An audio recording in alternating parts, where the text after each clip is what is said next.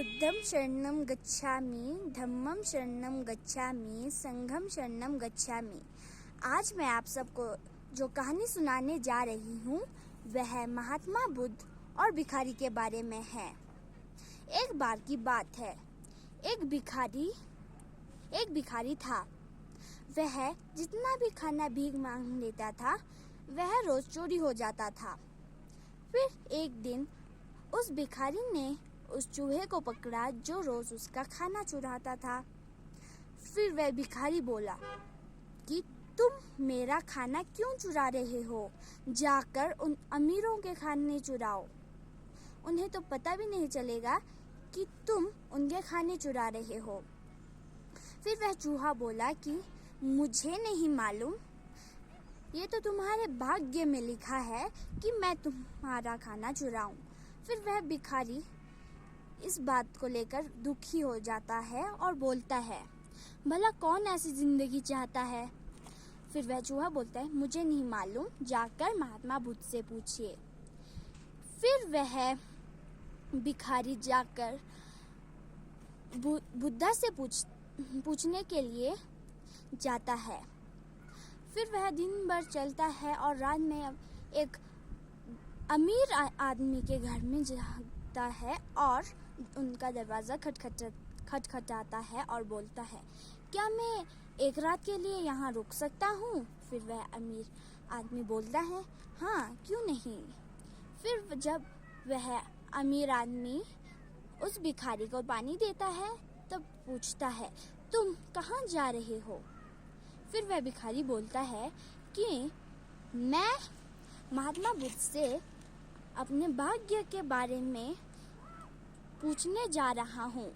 फिर वह उस अमीर आदमी की पत्नी सुनते हुए आती है और बोलती है, क्या तुम हमारा भी एक सवाल पूछ सकते हो महात्मा बुद्ध से? फिर वह भिखारी बोलता है, हाँ क्यों नहीं, बताइए आपका क्या सवाल है। फिर उसकी पत्नी बोलती है कि हमारी एक 16 साल की बेटी है जो बोल नहीं पाती। क्या तुम ये सवाल महात्मा बुद्ध से पूछ सकते हो कि हमारी बेटी कब बोल सकती है? फिर वह भिखारी बोलता है, हाँ क्यों नहीं। फिर सुबह होता है, तब वह अमीर आदमी और उसकी पत्नी उस भिखारी से बोलती है, हमारा सवाल ज़रूर महात्मा बुद्ध से पूछना। फिर वह भिखारी बोलता है, ठीक है मैं ज़रूर आपका सवाल पूछूंगा। फिर वह चलता है और उसे एक पहाड़ दिख जाता है जो उसे पार करना पड़ता है। फिर किस्मत से उसे वहाँ पे एक जादूगर मिल जाता है।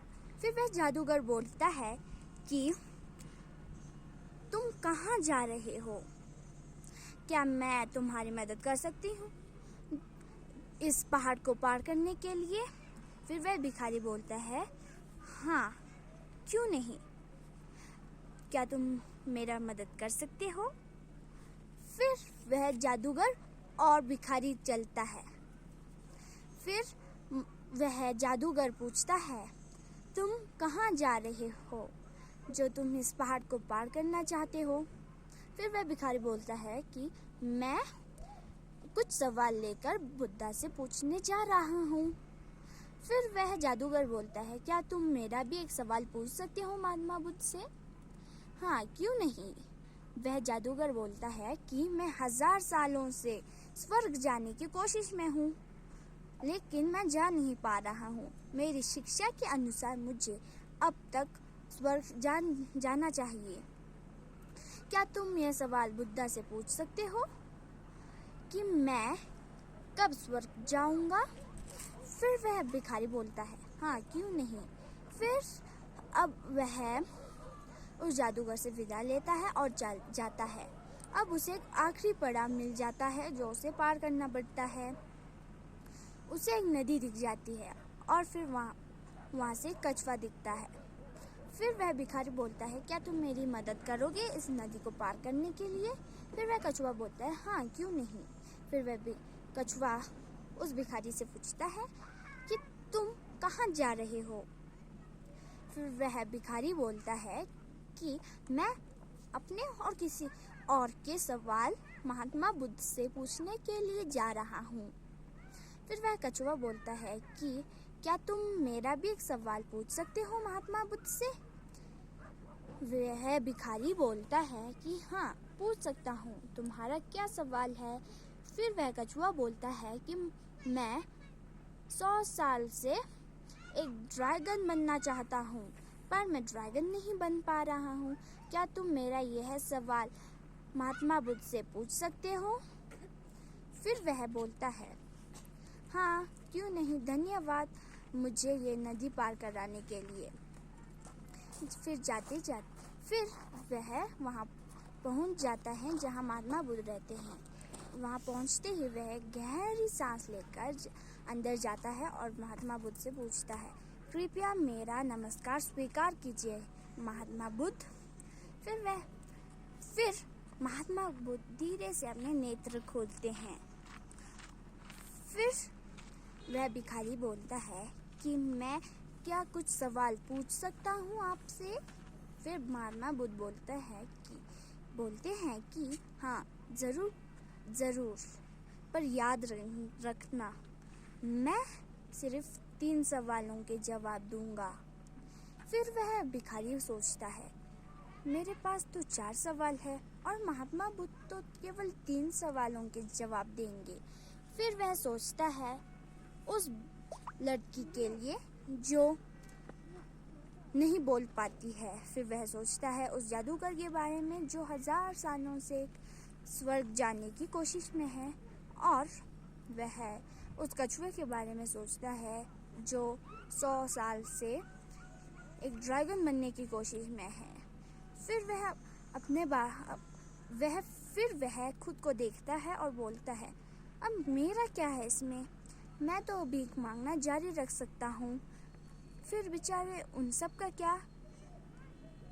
फिर धीरे धीरे उससे अचानक अपना सवाल छोटा लगने लग जाता है। फिर वह तय करता है कि वह उन तीनों का सवाल पूछता है। फिर जाहिर है कि महात्मा बुद्ध ने उन तीनों सवाल के जवाब दे दिए।